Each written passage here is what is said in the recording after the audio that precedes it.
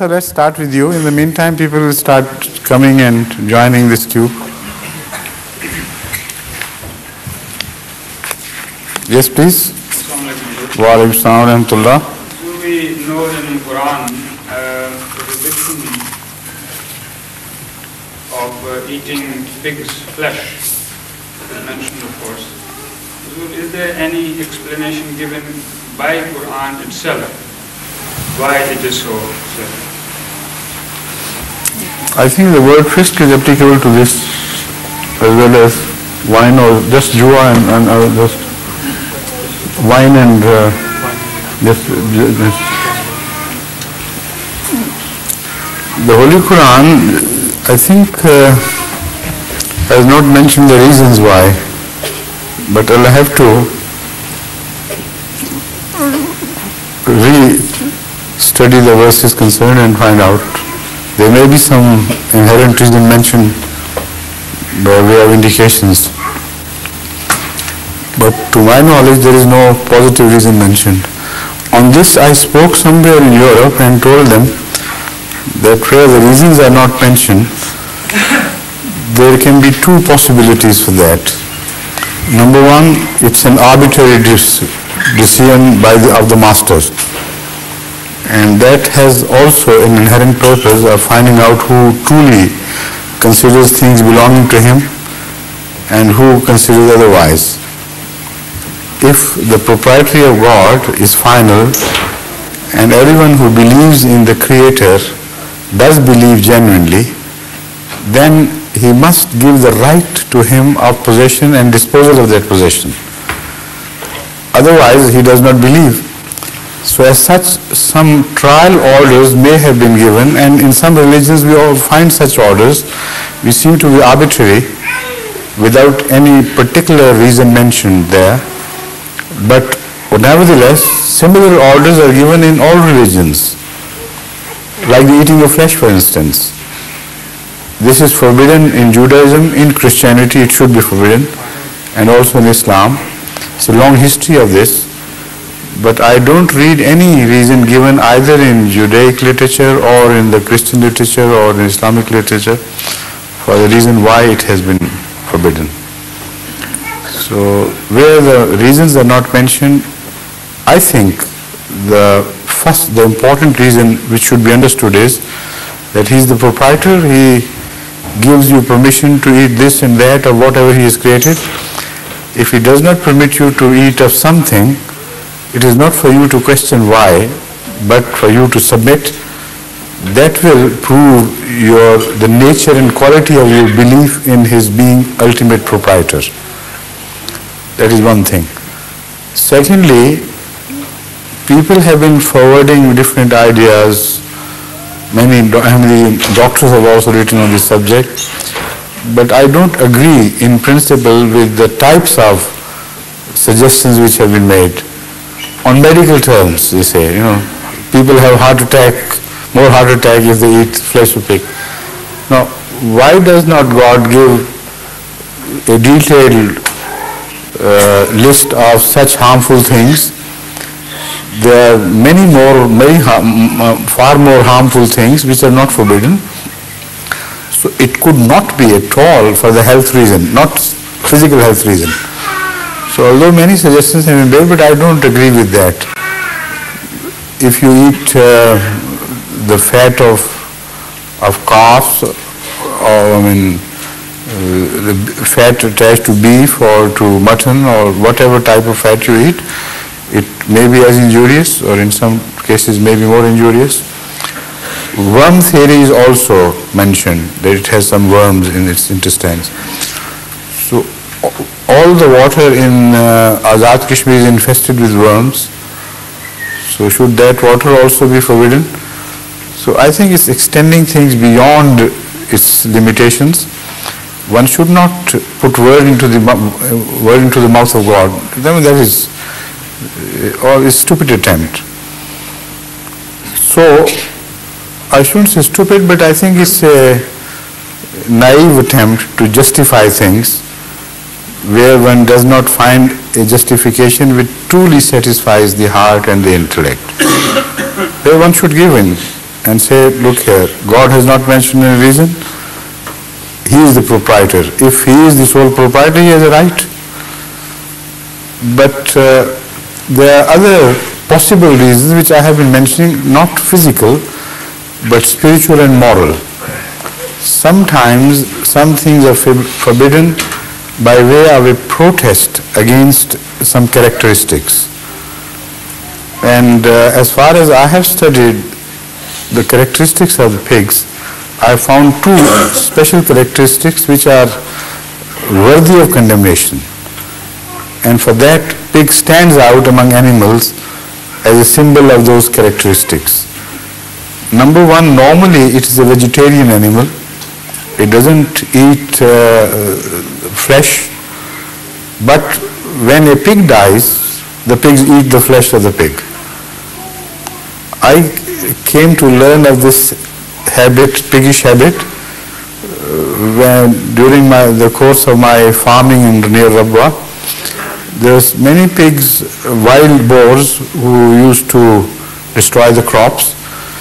So I inquired about some effective remedy, how to stop this.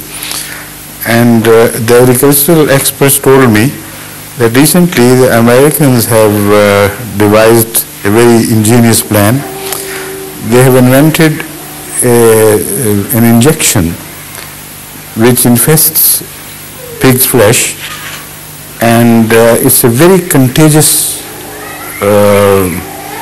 disease which any pig, even if it eats a mouthful of that flesh, will also become infected.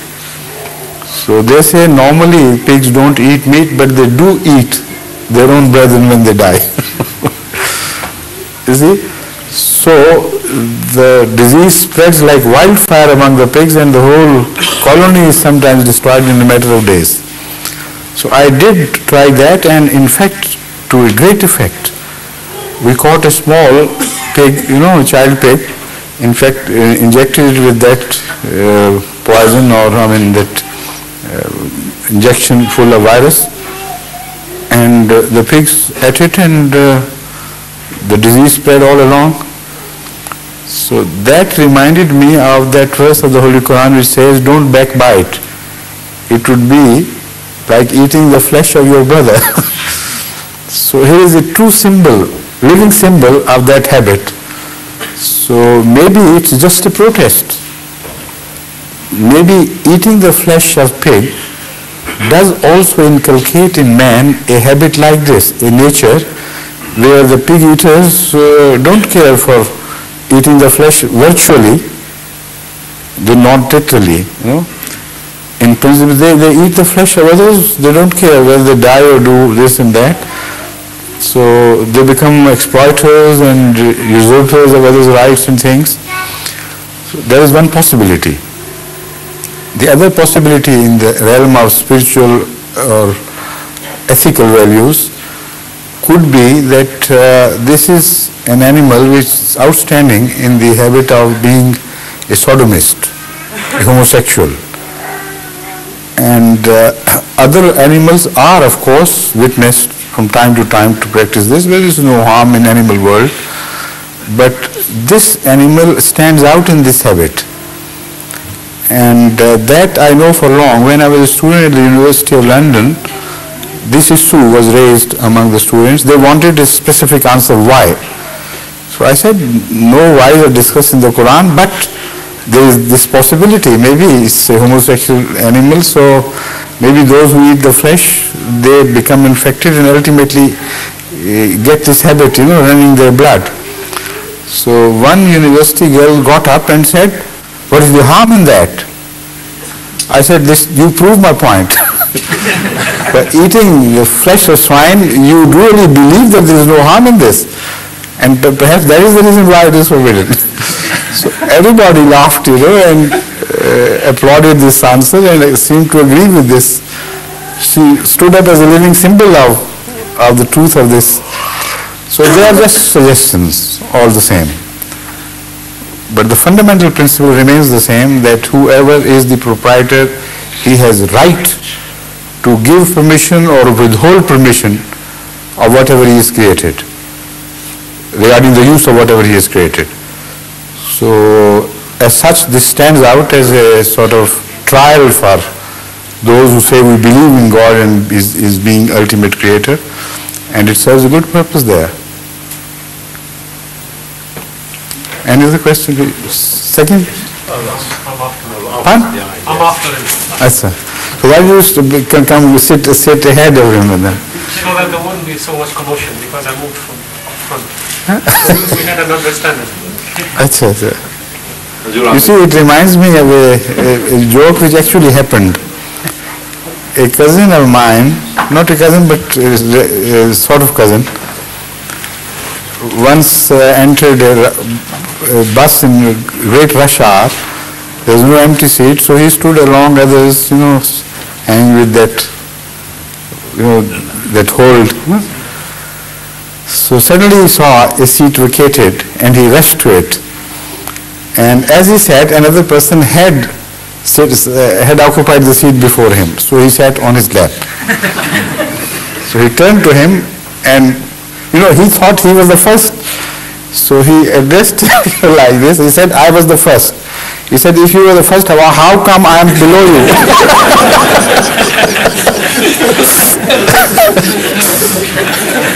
So something like that has happened, but with good understanding between you.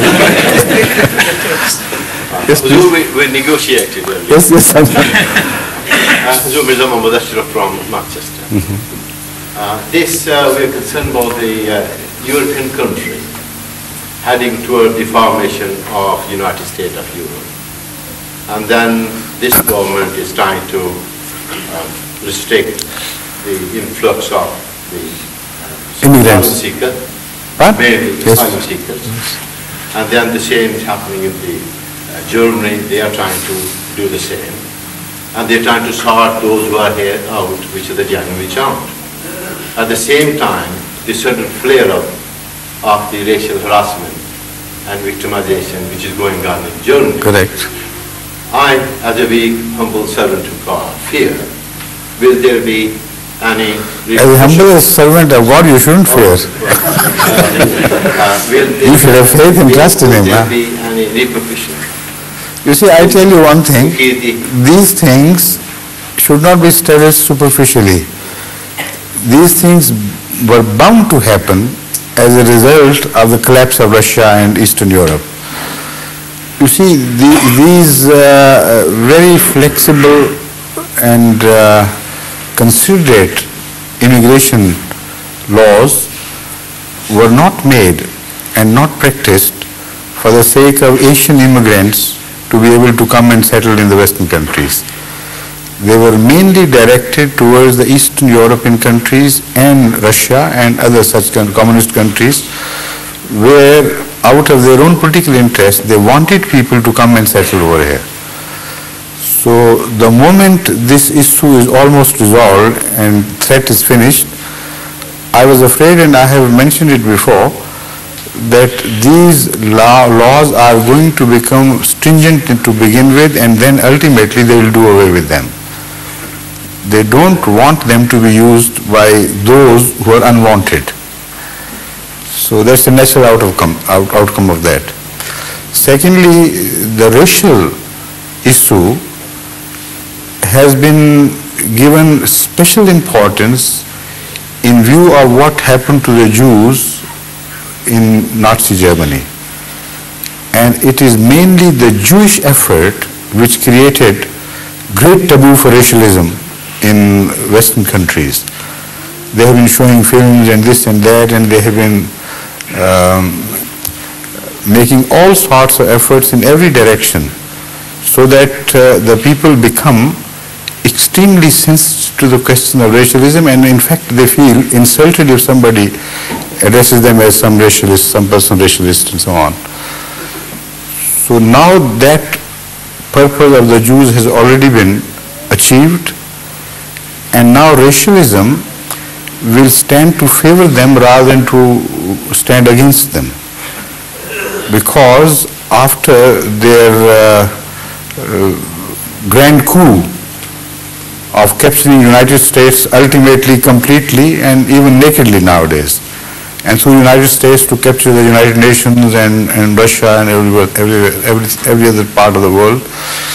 They have become so confident that they are the real masters of the world, that nothing of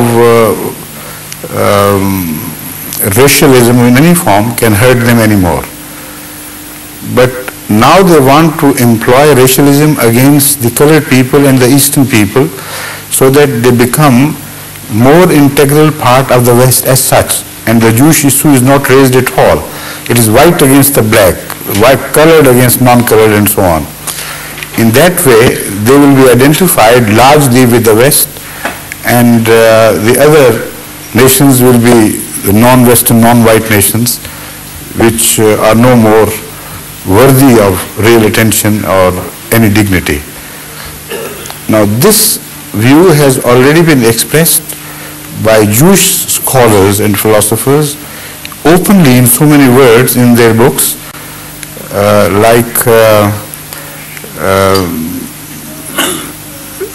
perhaps I don't know whether I have mentioned it before, but there is an author, a Jewish author, a professor at the Jerusalem University, whose name is, I'll tell you, Bethel Halmi. And he has written a book, Jewish Connection or something, I've forgotten the title. Pardon? Israeli Connection. Israeli Connection, yes, yes. There he is absolutely outspoken and brazen-faced in admitting this, that we are superior people. What are these third world country people? We have shown the West, demonstrated to the West. This is how they should be treated, like we have treated Palestinians, like the South Africans are treating the blacks there. And this is the main bondage between us and South Africa. We hold the same philosophy. And Americans were stupid and naive and even mad to even talk of glorious values and high moral grounds.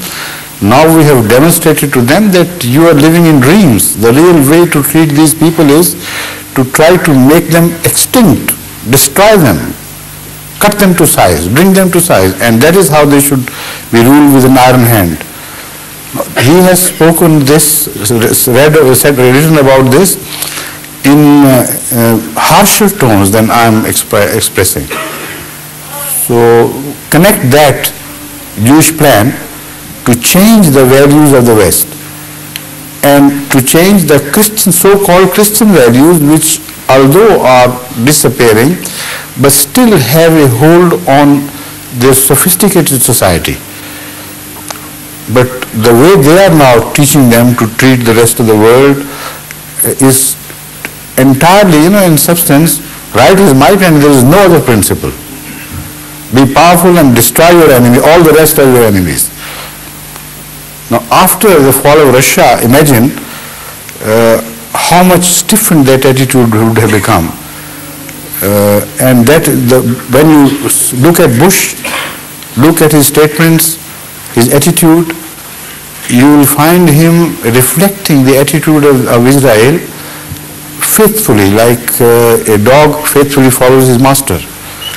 So that is why I gave the simile of this in one of my addresses during Gulf. So they are the masters now, and these dogs are being walked by them. Dog not in the sense of an invective or bad name, but just as a symbol of to indicate you what exactly is happening. So these things will grow. They will be more dangerous. But as far as you are being a humble servant of God is concerned, there are no fears for humble servants of God. So the last fear of that question was, which I could not actually say, that is there any danger of any knock-on effect?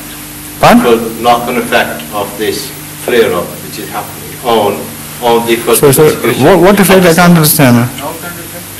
Knock-on effect leading to further persecution of Ahmadis in Pakistan. When they know the No, that's unrelated. There is nothing to do with it. No, there is nothing to do with that. Yes, please, Dr. Sahib. Wa alaikum salam wa rahmatullah. My question relates to Ruth Sharif. I'm very perplexed when I recite this to Shri because I don't understand a few facts and aspects of it.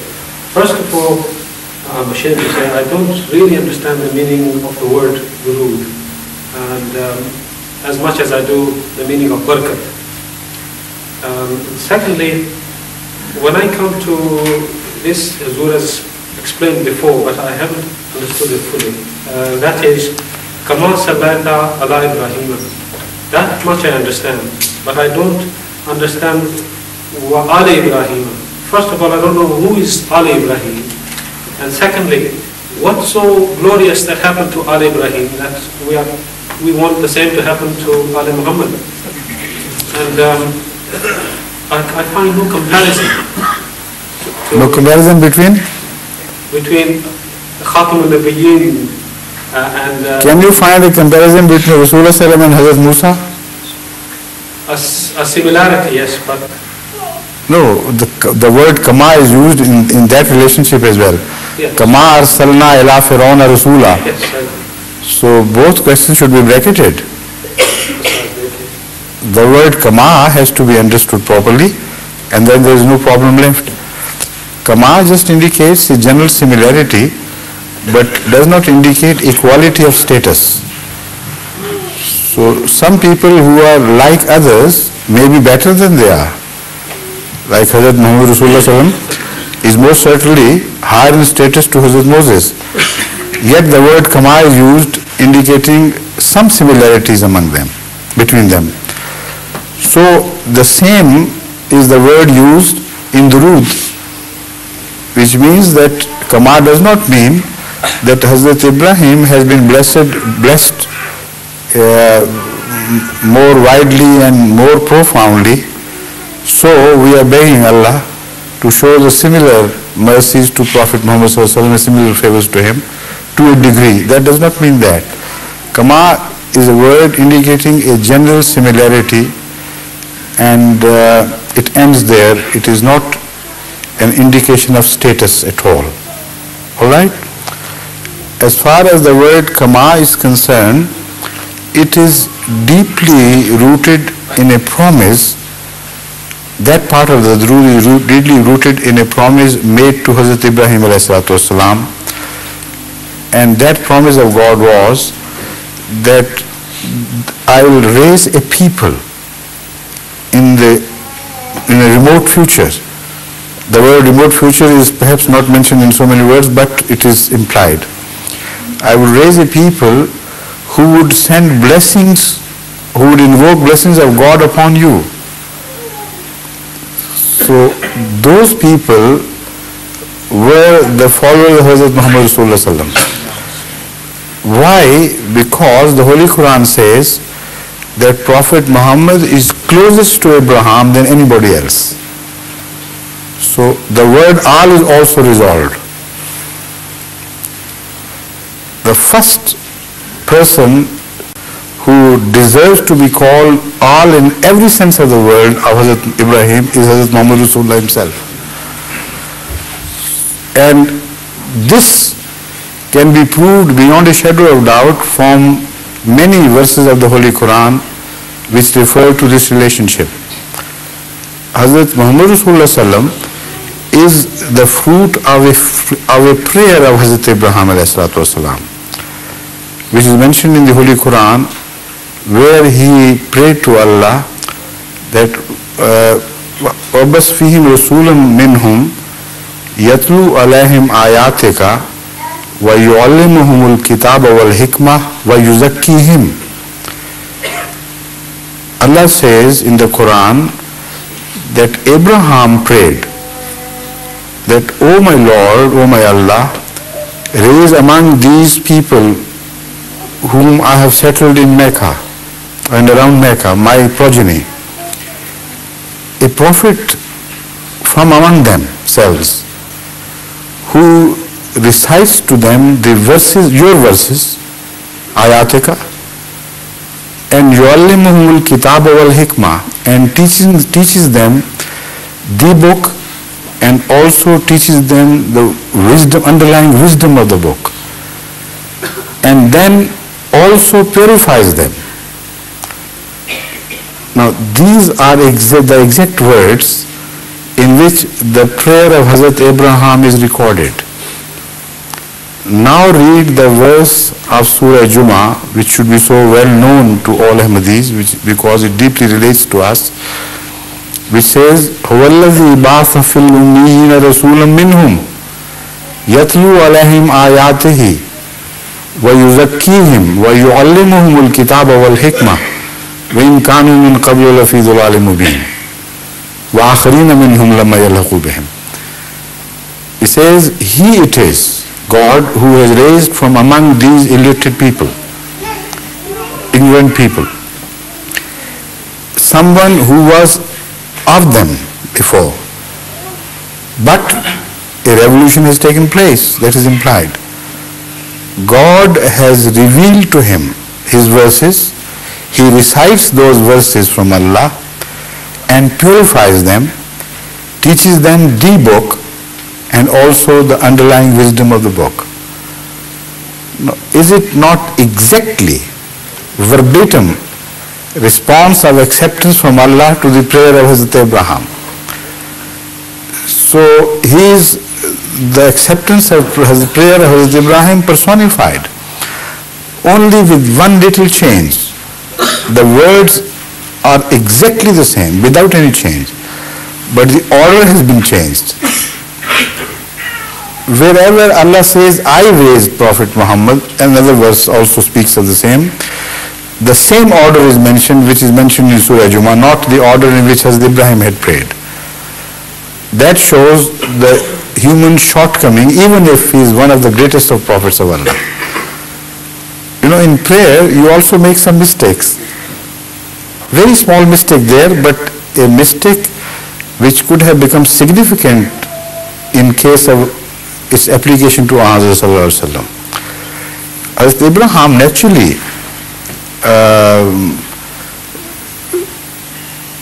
considered a prophet of Allah to purify people after he has taught them the book, not before them, before that.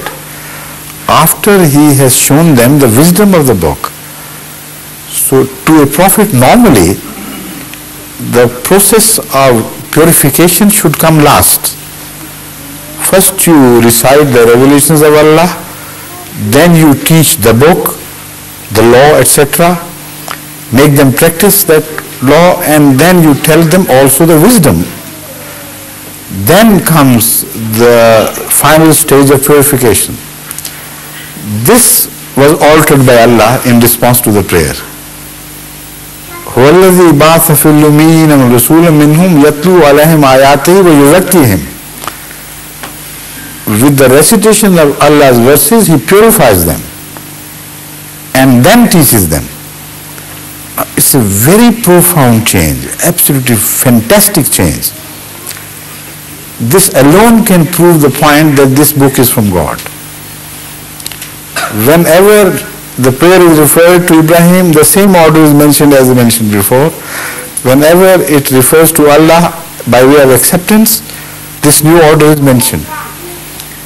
And this applies so beautifully to the case of Hazrat Muhammad Rasulullah Sallallahu Alaihi Wasallam, because the very first verse of the Holy Quran speaks of the same phenomenon. ذَلِكَ الْكِتَابُ لَا رَيْبَ فِيهِ هُدًى لِلْمُتَّقِينَ. This book will be a source of guidance for those who are righteous. So guidance will come after one has become righteous, not before that. Now this is a very strange thing, but very profound thing. Those people who are crooked, they cannot learn from the holy books. First, that crookedness has to be destroyed and they have to be straightened and purified in their attitude. Then would come the process of learning and correct learning. Otherwise, if you learn with a crooked attitude within, then you will always draw wrong conclusions from the same teachings and mislead others. The same is the book, but the people are no longer righteous, so they can't benefit from it. It's no longer a guidance for them. That is also the answer to this so often raised question, the same book, why people draw different conclusions, why they mislead these ulama and so on, themselves and others. The answer is in these two verses. يُزَكِّهِمْ وَيُعَلِّمُهُمُ الْكِتَابَ وَالْحِكْمَةِ. Those who are not purified, in the sense that they are given an inner truth, a correct attitude, an honest attitude, they can't learn and they will not be taught. So look at the very deep connections between the prayer of Abraham, the response of Allah, the very first verse of Surah Baqarah, how closely and profoundly they are related and speak of the same wisdom which is impossible for a man to reach by himself. A man born among the Arabs of that period, imagine, how could he consider all these things and rectify the prayer and all this? This is too intricate a phenomenon and too profound for human mind to reach, too deep for human thought to reach. That shows that it was word of Allah throughout, and there is a wonderful, beautiful underlying connection between the past and the present and the future. So that is the reason why people cannot draw right conclusions from the Holy Quran, who are crooked and who are dishonest. And that is why there was need for the guided one, the guided, the Messiah, the Mahdi. Al-Mahdi means the guided one. He was to be purified by Allah himself, then he would of course understand the meaning of the Quran, not otherwise. Again, in application to mankind and their acceptance of Islam, Surah Taha speaks of exactly the same thing, where the Holy Quran says, يَسْأَلُونَكَ عَنِ الْجِبَالِ قُلْ يَنْسِفُهَا رَبِّي نَسْفًا وَيَذَرُهَا قَاعًا صَفْصَفًا لَا تَرَى فِيهَا عِوَجًا وَلَا أَمْتًا يَوْمَئِذٍ يَتَّبِعُونَ الدَّاعِيَ لَا عِوَجَ لَهُ. They speak of great mountains. Which mountains did they speak of? Not mountains of Arabia at all. No such questions were ever raised. No such questions were ever raised there before the Holy Prophet. What about the mountain of Uhud and mountain of this and mountain of that? But the questions were certainly raised regarding the great mountains on the east of Eastern Empire of Iran, Persia, and the Western Roman Empire. These were the questions which were asked. What would happen? How can you conquer these and this and that? So the Holy Quran says, now not in application to that, because here it's making a future prophecy, but I'm telling you just that the mountains indicate great people, great powerful nations, and they have been used in the Quran exactly in the same sense elsewhere.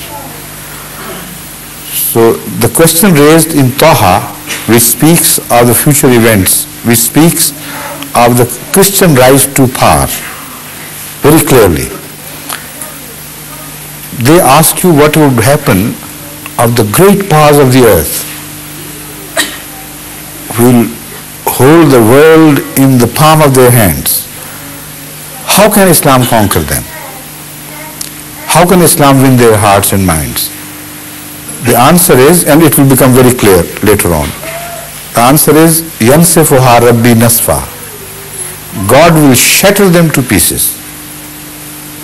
وَيَذَرُهَا قَاعًا صَفْصَفًا, and will pulverize them and level them to a leveled ground.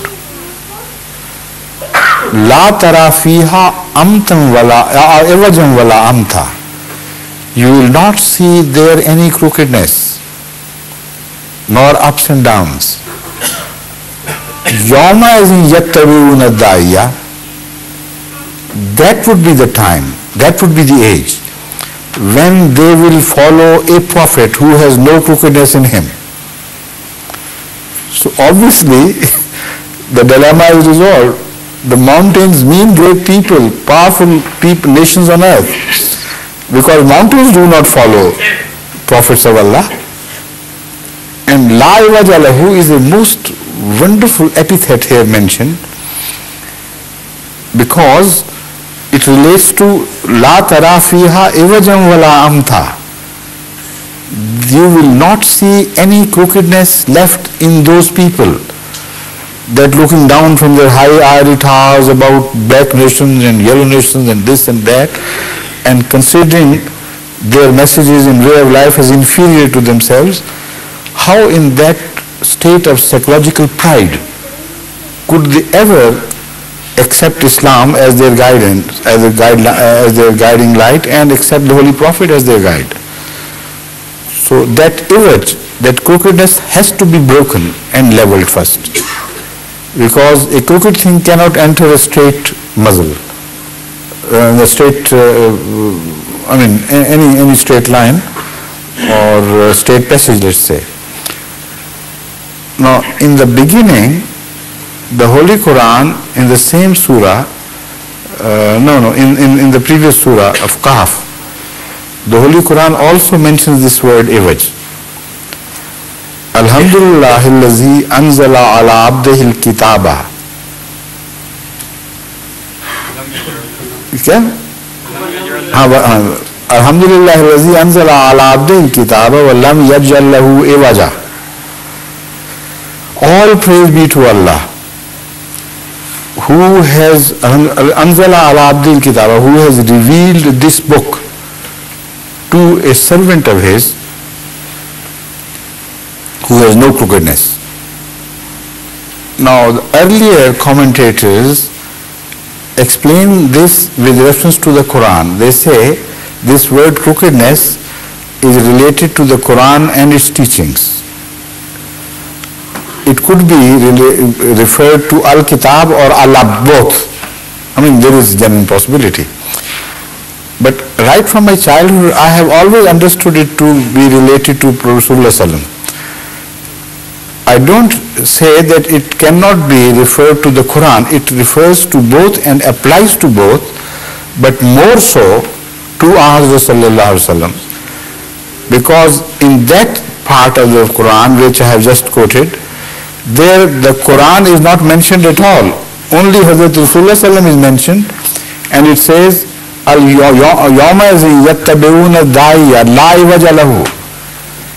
would be the age when these great nations and people, after having been leveled to the earth, to the ground, would be in the right frame of mind to follow the Prophet who has no crookedness in him.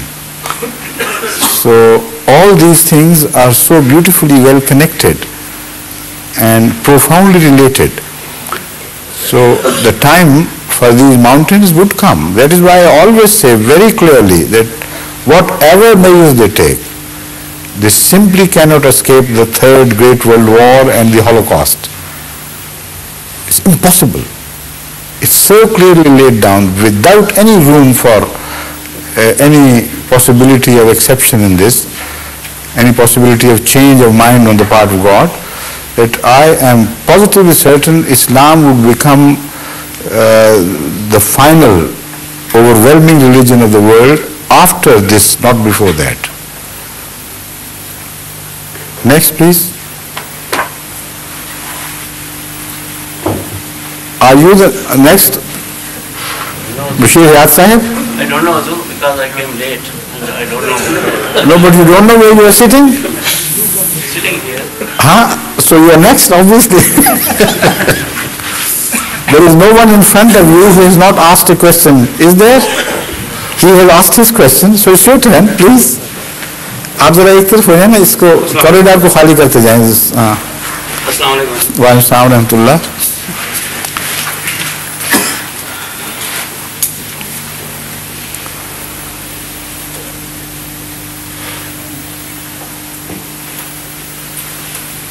Would Hazur most kindly... Please come forward, closer to the microphone, please. Would Hazur most kindly advise us the definition of atheism, agnosticism, and paganism, and also the differences between them? Secondly, I shall be most grateful if Hazur most... I think the first question should be asked first, and the secondly, afterwards. Because the first question already has 3 parts, and each part is subdivided into 2 parts. This is from same, I know, but I see the first 6 parts should be first attended, and then we will come to the second part of your question starting from the 7th part. Okay? I'd like to explain a little. In the second part, when you answer that, might include the answer. So that will be all right. Then you don't have to ask any other question. Okay, please. Atheism means an attitude of negation of God, where the person who negates the existence of God positively, as if he knows there is no God. There is no possibility of there being a God. That is called atheism. The word "a" indicates negation, like parthogenesis and aparthogenesis. It's a scientific term. I think it's a Latin word. I don't know exactly, but the word "a" indicates negation. Theism means belief in God, belief in deity. So atheism means total negation of any God whatsoever. Agnosticism, on the other hand, is the admission of ignorance on the part of the believer. It's a milder attitude and comparatively more scientific. These people say, we don't say there is no God, but we say we have no knowledge of his existence whatsoever. As far as we are concerned, so far we have no indication to tend us to make us believe that there is a God. So absence of knowledge of the existence of God is agnosticism. Paganism is neither this nor that.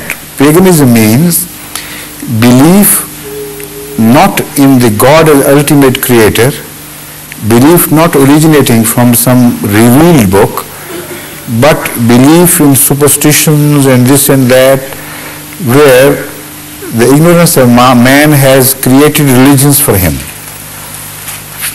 Fears and hopes and things. So Greek mythology is in fact is paganism. African religions which and many Eastern, Far Eastern religions are the product of paganism. So as far as the difference is concerned, this is the difference.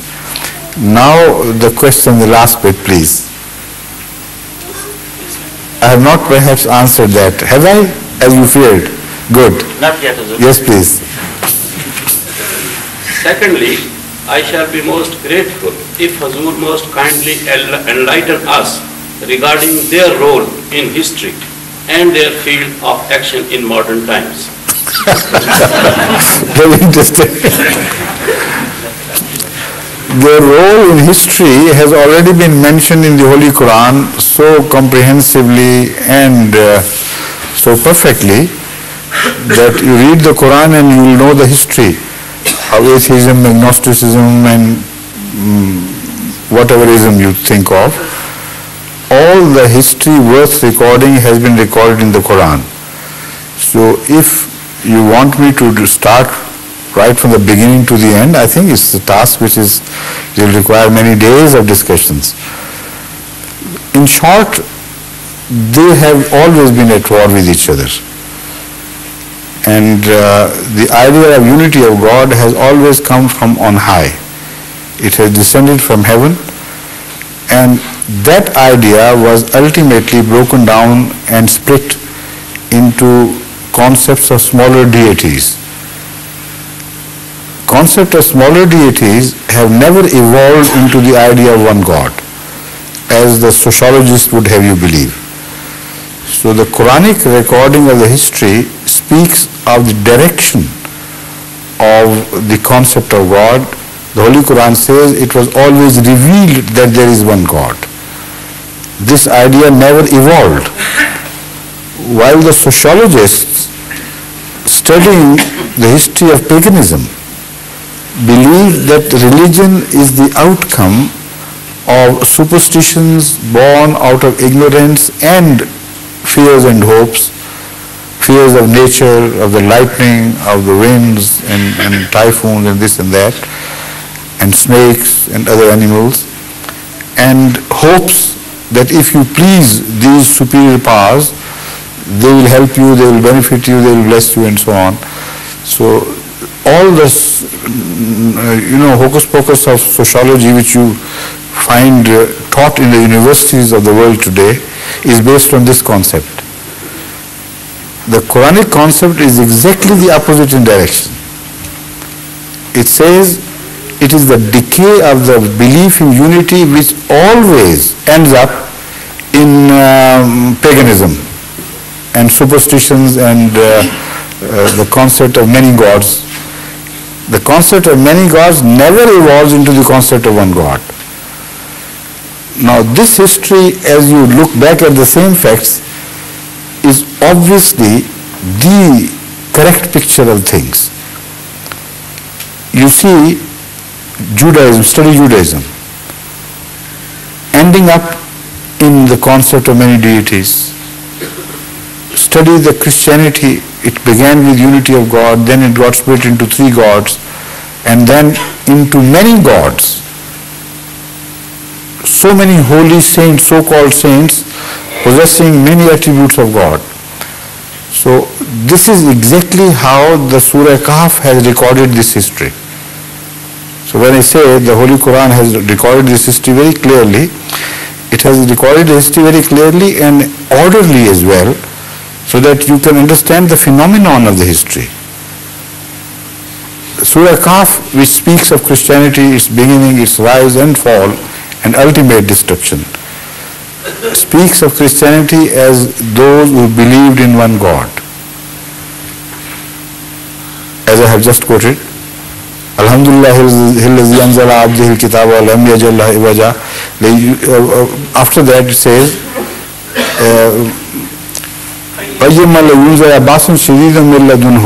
وَيُبَشِّرُ الْمُؤْمِنِينَ الَّذِينَ يَعْمَلُونَ الصَّالِحَاتِ أَنَّ لَهُمْ أَجْرًا حَسَنًا مَاكِثِينَ فِيهِ أَبَدًا وَيُنذِرَ الَّذِينَ قَالُوا اتَّخَذَ اللَّهُ وَلَدًا.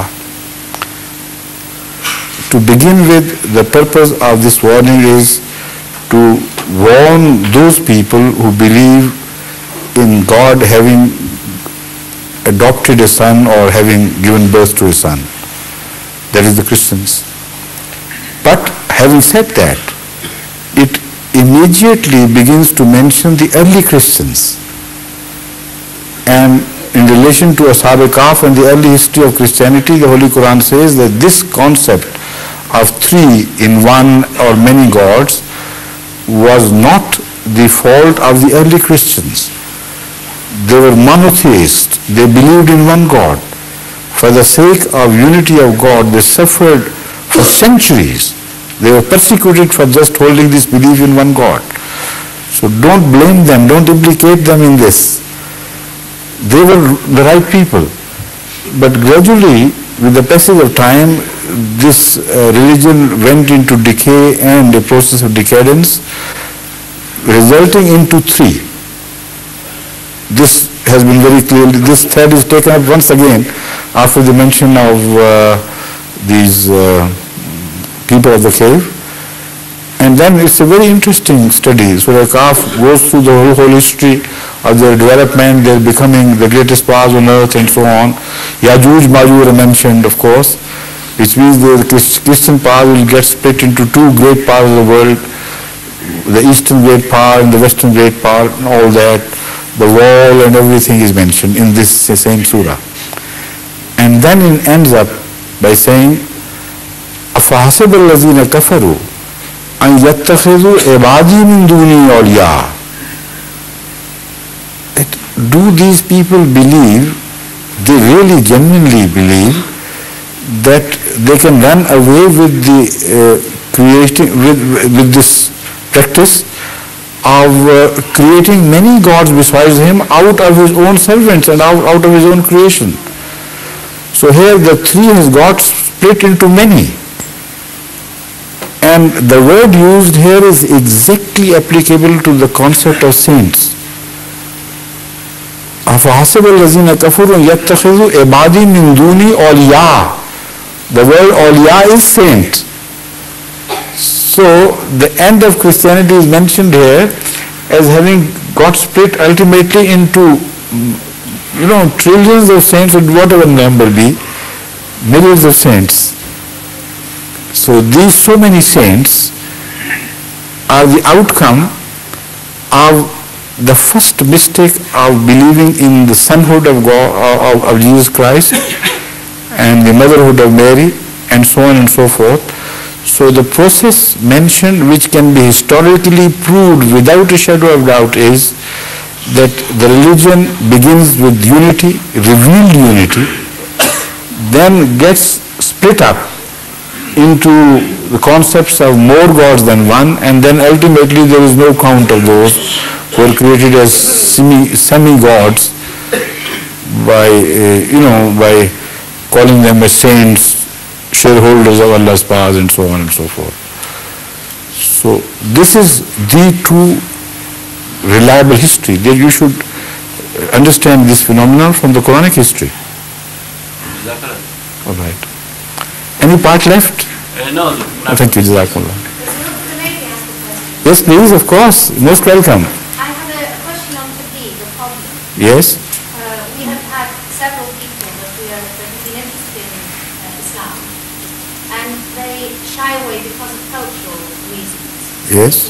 Yes. And a lot of those, I think, they have been looking for an excuse, and they have found that was the easy option.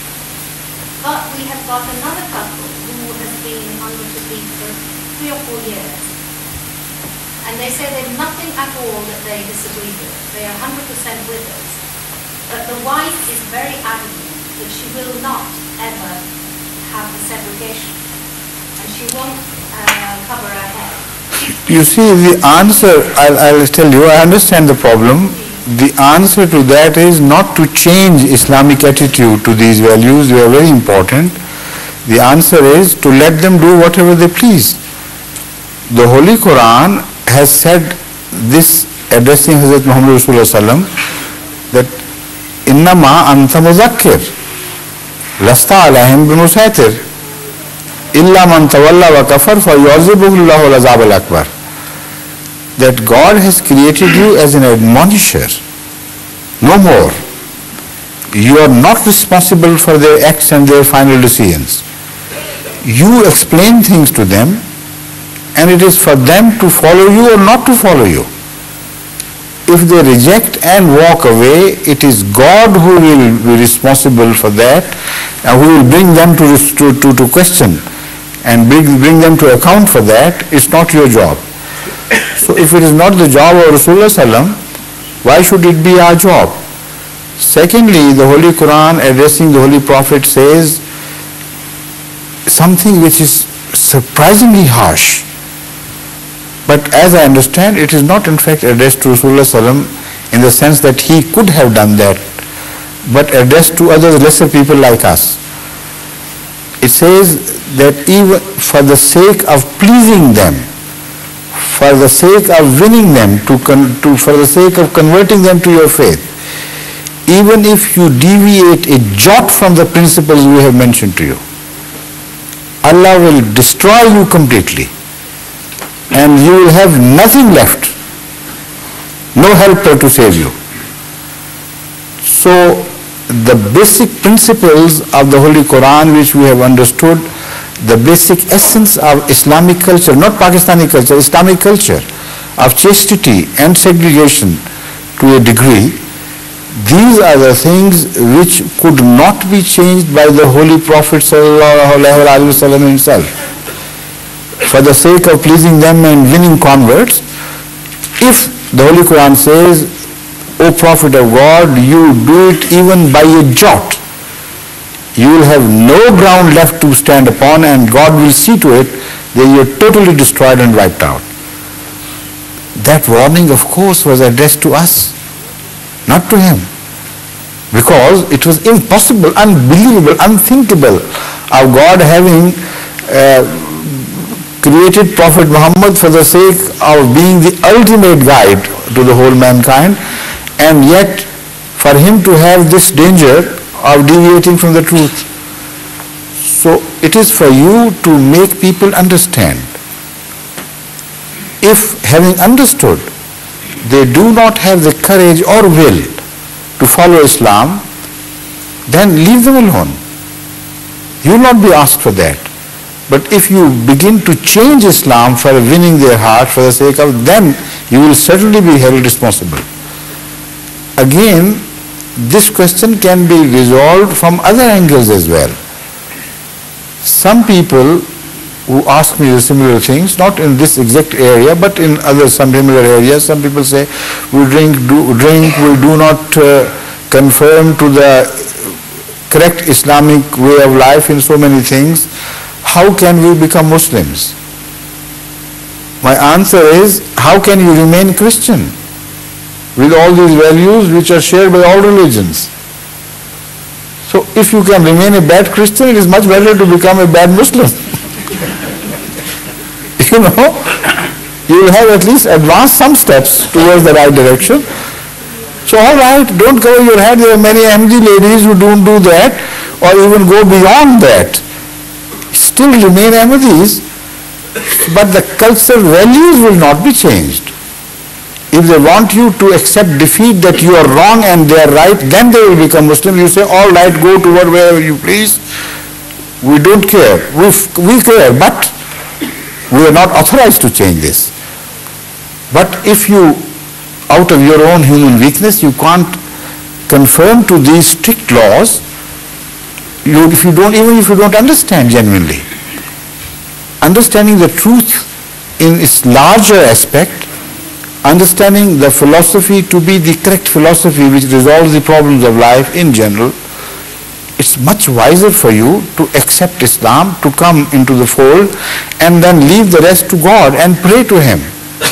Tell Him, so far I can't understand the wisdom of covering my head. When you teach me, when you change me to that degree, I will do that, but I submit to that much which I can understand. That should be the right attitude, not that Ahmadis should begin to change their values for the sake of winning a few more converts. Thank you. So on that understanding, if you're right to disobey it, even though that she... You see, you have no right to refuse a bath for the sake of a small flaw in somebody. Then they were wondering whether or not that would be permissible because of her feelings like that. She doesn't belong to Christianity anymore. She is 100% on our... You see, I have tried to express myself as best as I can. And that is all I have to say. If you are still in doubt about anything, I think Dr. Saeed Sahib has fully understood me. Have you? Okay. So he will fill the gap, if at all if there is a gap, but you are an intelligent lady. I'm quite sure you do understand. Anything else? No, from this line. If you want to ask a question, come and sit in the line, please. Even if it's related, the relations come later on. My question is about haram and halal. Right. What I would like you to define is... I think the best question and the most relevant question so far asked was that by Salma Saeed, because this is a forum for Dawat al-Allah, preaching and so on and so forth. I came with expecting you to ask questions regarding Tabligh problems like Mrs. Saeed has asked, but you are asking other questions which are generally asked in other question and answer sessions.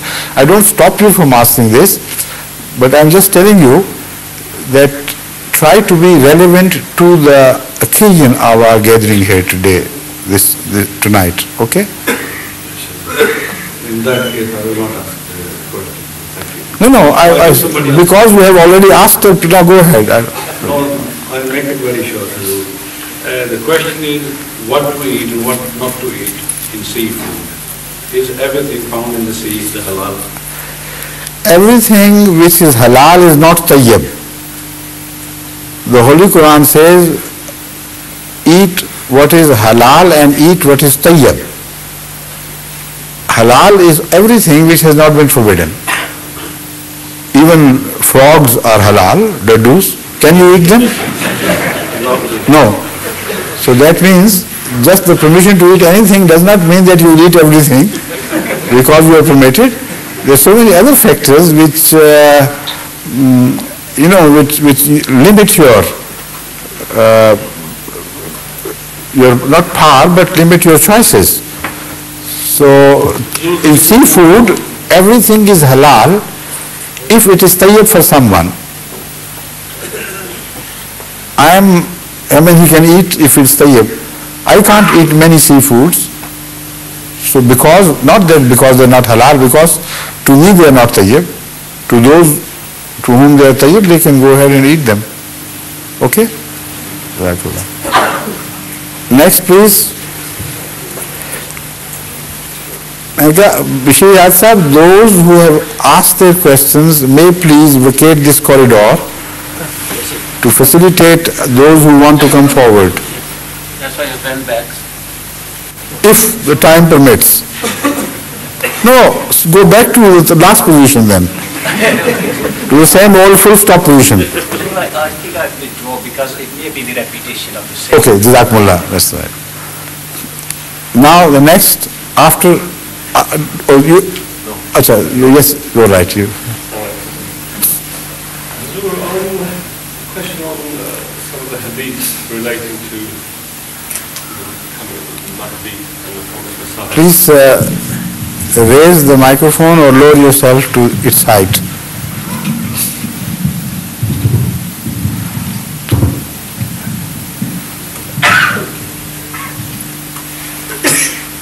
Relating to the hadith of the latter days, as I understand where the term Mahdi has been used, I may be wrong, but I don't think the term prophet has been used in conjunction with Mahdi, but where the term Isa, even Maryam, has been used, the term prophet has been used.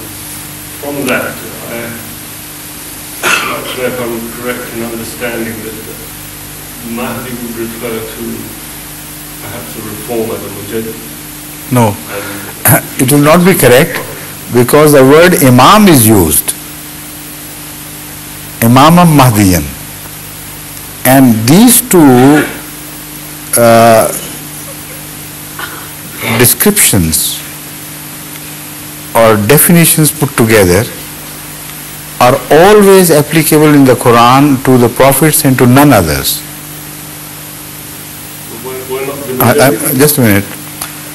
The Holy Quran, in 3 places at least, which I remember very clearly, speaks of the earlier prophets.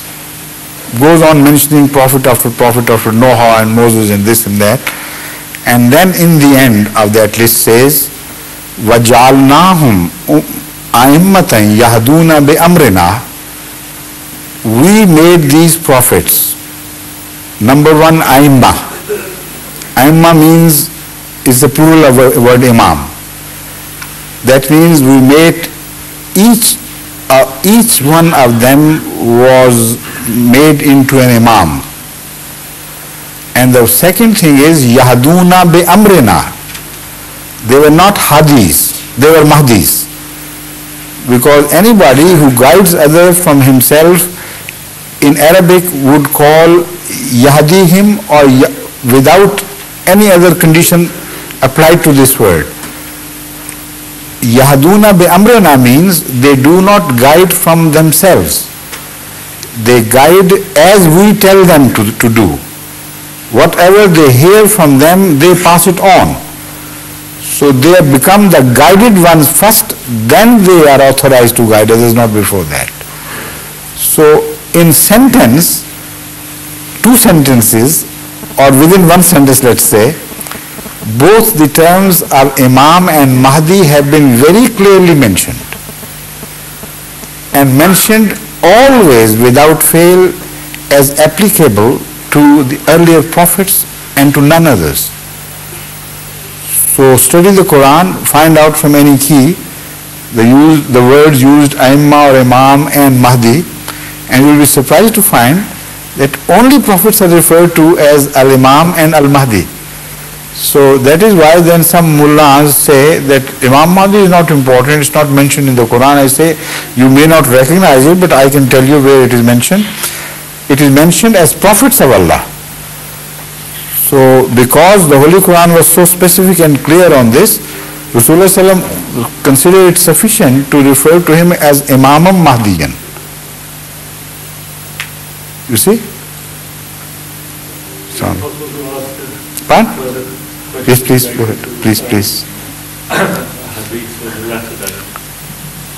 There is in a few hadith mention of the time of the Dajjal being 40. Some hadith mentions that the Queen wasn't sure what that 40 meant. In one it is particularly stated that his time will be 40 days on the earth. And one day will be like a year, one day will be like a month, and so forth. It's a very extraordinary day. That is, you're speaking of Dajjal. The time. But the same figure 40 is also used in application to the time of Mahdi, the age of Mahdi. He will rule for 40 years. You see, that may indicate that is the coinciding period of the Mahdi and the Dajjal. They are coming into contact or conflict with each other. So working backwards from 1908, what year would it become? 40 years backwards. Pardon? 68 to thereabout. So I think you will find some landmark in that year where Hazrat Masih Maud seems to have been positively spoken to by God.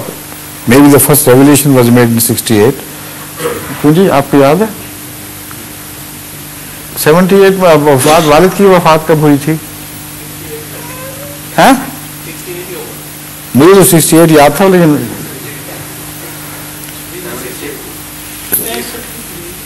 नहीं करीब नहीं चाहिए मुझे ऐसा, please. If you know positively mention or don't. But I think if you have to be precise, then the best formula would be to work backwards from 1908 and find out what happened in the year 68, and that would, there you will find the key to this problem. Hazrat Masih Maud might have had his first encounter with the Dajjal in that year, and might have started his movement against Christianity. And I don't remember my history of that period correctly, but maybe that was a time when he was sent to Sialkot, and when he came into contact with Christian missionaries and then started writing his rebuttals on behalf of Islam and so on. So the whole period from these two hadiths, I can conceive that the total period of his contact with Dajjal and his starting the movement against Dajjal would be around 40 years. That is one explanation. And the other is that the word 40 is a word of completion of an age, a period which is complete and whole in itself. So it does not mean 40 as such, because this is the Quranic term. The word 7 also is used in the same term. 7 means a perfect word. And 40 is also the age in which most prophets are raised to prophethood. So 40 may be a complete period with full purpose having been achieved. But one has to study it further. My mind was taken to thinking of the prophecies in the Bible by Daniel. Yes. And generally in his prophecies, a day refers to a year. And thinking on these lines, I translated the 1 year and a month and a week and the rest of the days, brings a total of 460 days. And I wondered whether that would refer to 460 years as being the time period. No, but that will be extending it further than it permits. There it says, he will, if, as far as I remember, the words are that he would rule for 40 days, and a day could be 1 month, a year, and so on. So I think that style of expression also gives room for adding so on.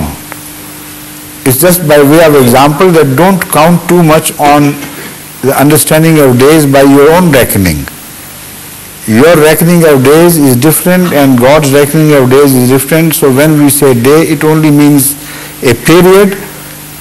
For example, this period could be 1 month or a year. So could be 1 month or a year shows that neither the month is certain nor the year is certain. And that is just by way of illustration and example. So that also adds a new angle to this answer, this understanding. That means that the word 40 may extend to more than 40, according as you translate the word day. If it is a year, then it will be 40 years. If it is more than a year, then it will be more than that. So anyway, I personally believe that we should not overstress these figures, because in the Quran, mostly these figures, 70, 40, 80, even 80, 47, they are all used to indicate some important periods in which some purpose is started and achieved and has reached completion.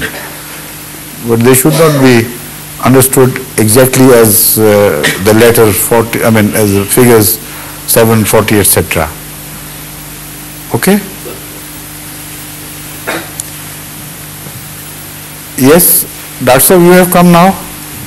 Assalamu alaikum. Just a question, perhaps it's already in hand, but I feel that Huzur's Khutubat on Gulf conflict, starting from August right up to the end, are highly relevant for the guidance of the world, particularly. Yes, still relevant, yes, correct. And Huzur, therefore, I feel that if we could sooner rather than later publish them in book form. This is already being done.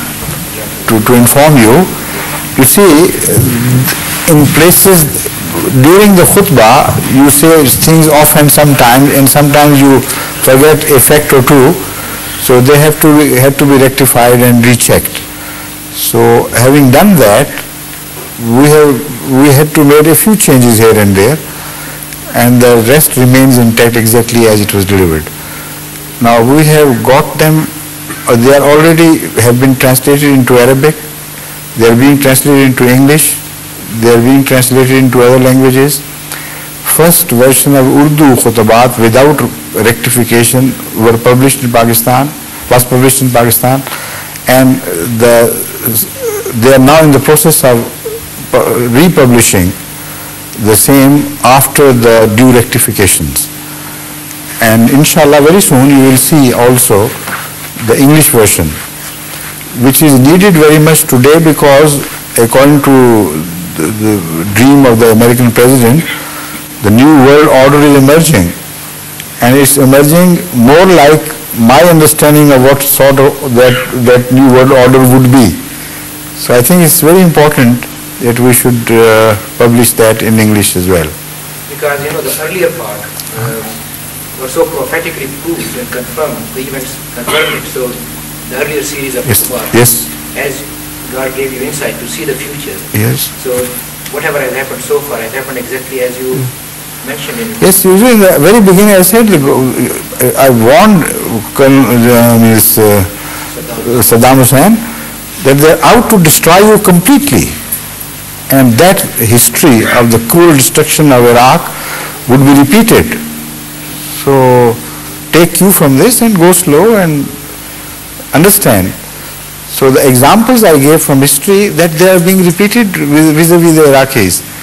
This time for the sake of for Israel. It was Israeli planning all through, and it still is Israeli planning.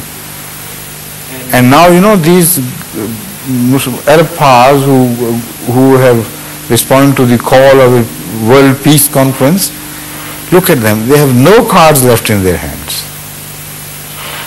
They are going there to be spoken to by the Israeli representative. Will it be the Prime Minister Begin or somebody else who would be representing? Foreign Minister Shamir? No, it's huh? Will he be representing? But whoever it is, he will speak down to them. He knows he has all the cards, and there are no cards. So what is this negotiation? Like completely unarmed, totally disarmed. And especially the last four khutbahs which advised, especially... Yes, that's very important. What the rest of the world should do, which the rest of the world is not doing. That's what you mean, yes? Understand. Jazakumullah.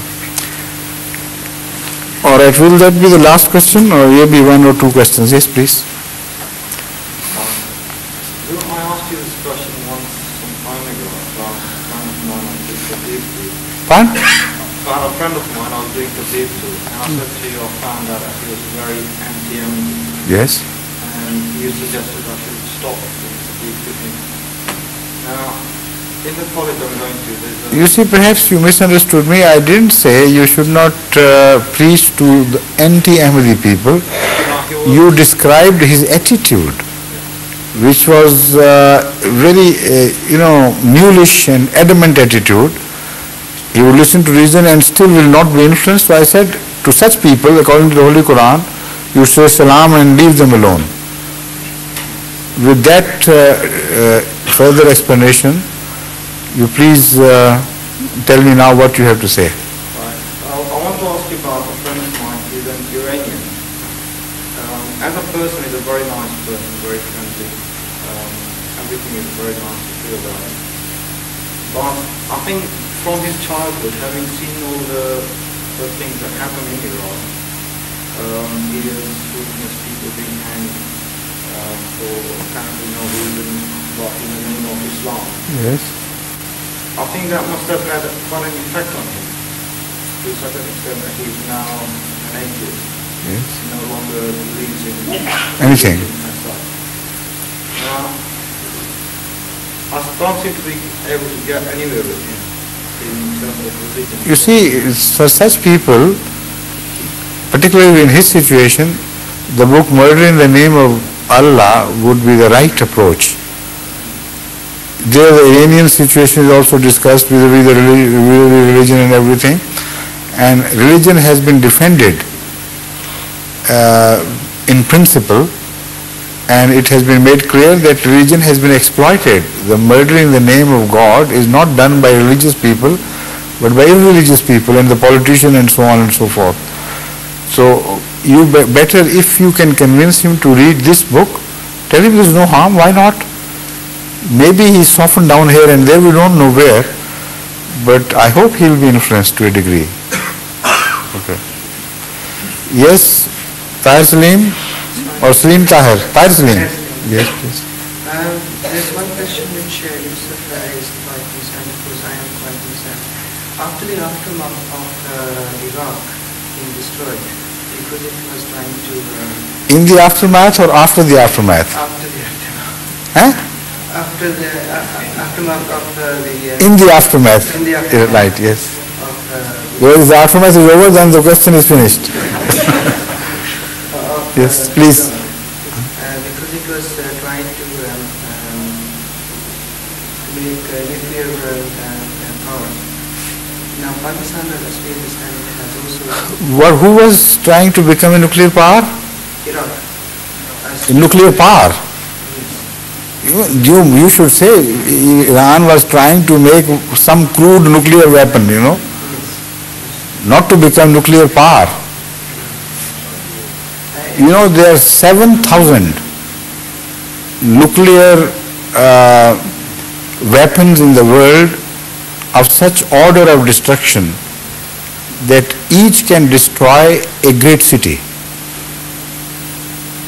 This is after demolition of many nuclear weapons and missiles. What is left over, and those who quote these figures, they say this is a very conservative estimate. There could be many, many more, because both the powers do not admit all their,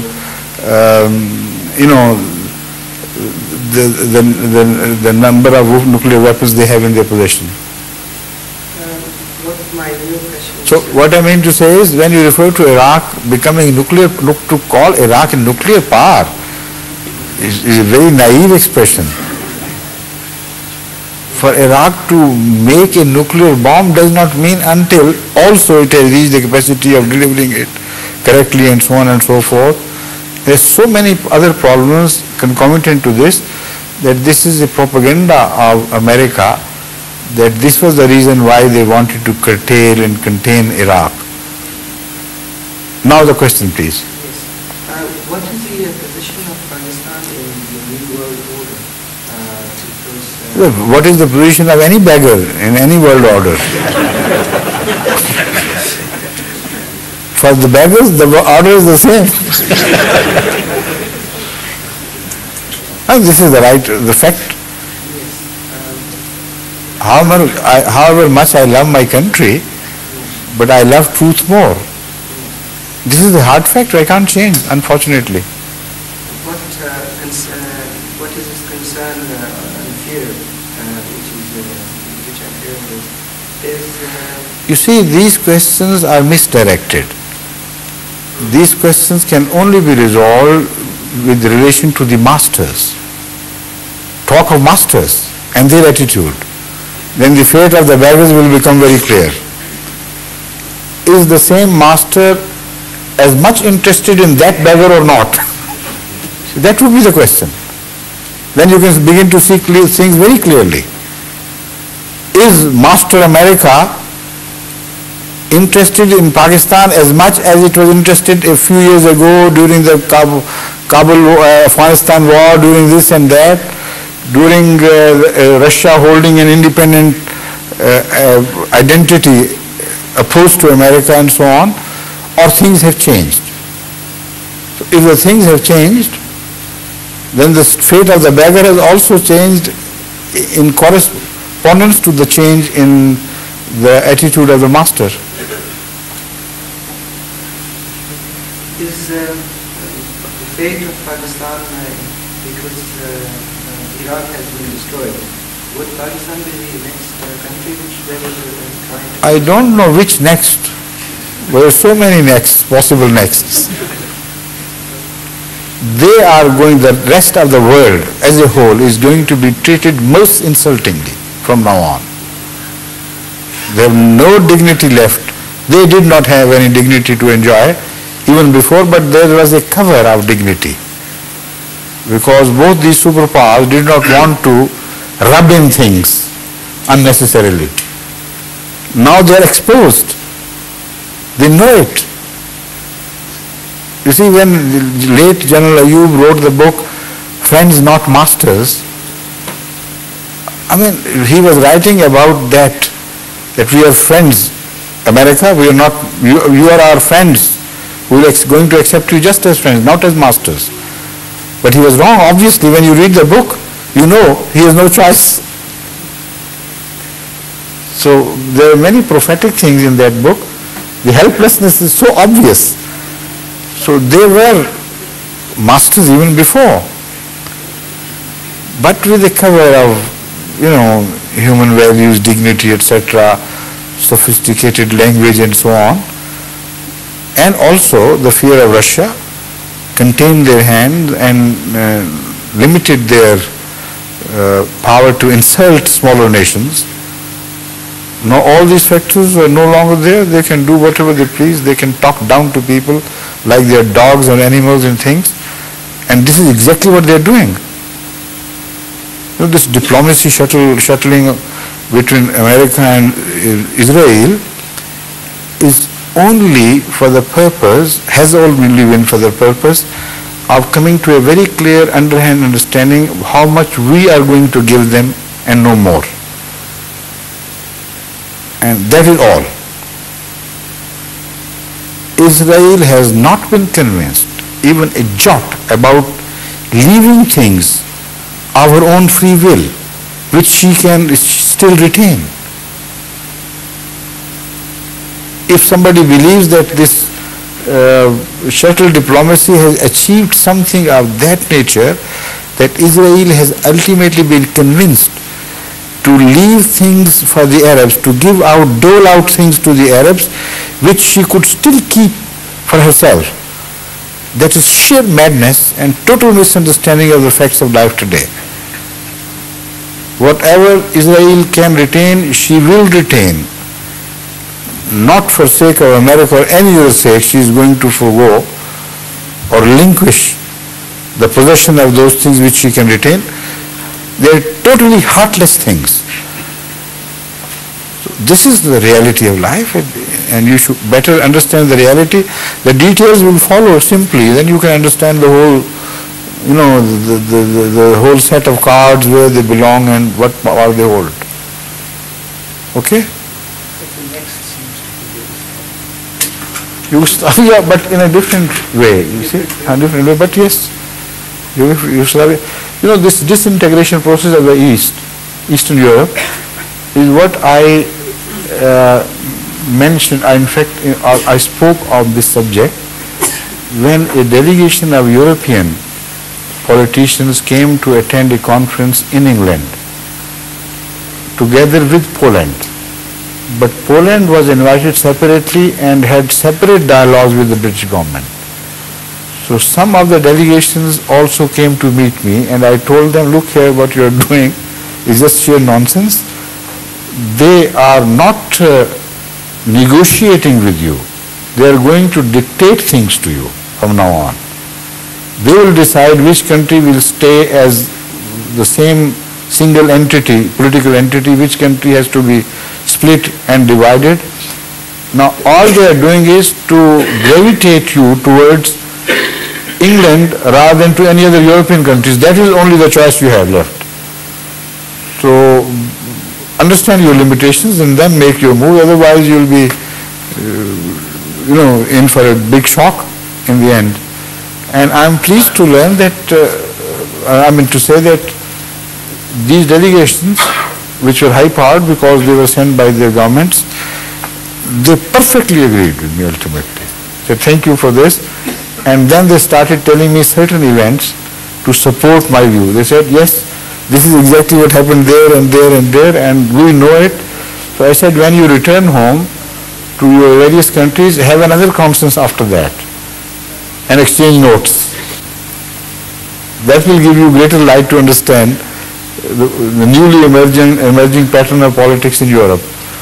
And they also promised to do that. I wonder whether they did it or not, but as far as I am concerned, I did deliver the correct advice to them. And I hope, well, I don't hope, but I wish, I pray that nations will become understanding better than before. Yes. Hazur, in this connection, I remember a few years ago, yes, there was a question answer session, I think in Geneva. I listened to the audio, and I think in that session there were some Russian ambassadors. Yes, exactly, that's right, you're right there. And you mentioned to them that with due respect to our Russian guests, I'm afraid either the Soviet Union will break up if the present policy of Gorbachev continues, or... Not Gorbachev, it was somebody else before him. Whosoever it was. Yes. Either the policy will, if they continue, then the Soviet Union will break up, or with iron hand they will have to come down again and revert to this. Exactly, you're quite right. Position up to, and that attempt was also made in that, that abortive coup. That also was fulfilled. I said either it will revert to the same ironclad policy. This was attempted. If it had succeeded, Russia would have got reverted back to the same old period of, utterly intolerant communism. But that did not happen. The second has started. You're quite right. So shall we, I think it's time now. Shall we call it a day now? Huh? Quite right? Okay. No, I mean, if there were some genuine questions, but if they are repeat questions, then I think we better call it a day. क्योंकि आपने repeat ही करने कोई बात. Please go get it. All these questions about the near future that you've been talking about, in a way they're quite frightening. Is there any light at the end of the tunnel? Is there in the further future? If there is light in the beginning of the tunnel, then there will be light in the end as well. And the only light I observe here is in Ahmadiyyat. And as such, I assure you, there will be also light in the end of the tunnel. And that again would be Ahmadiyyat, inshallah. Right. Assalamu alaikum.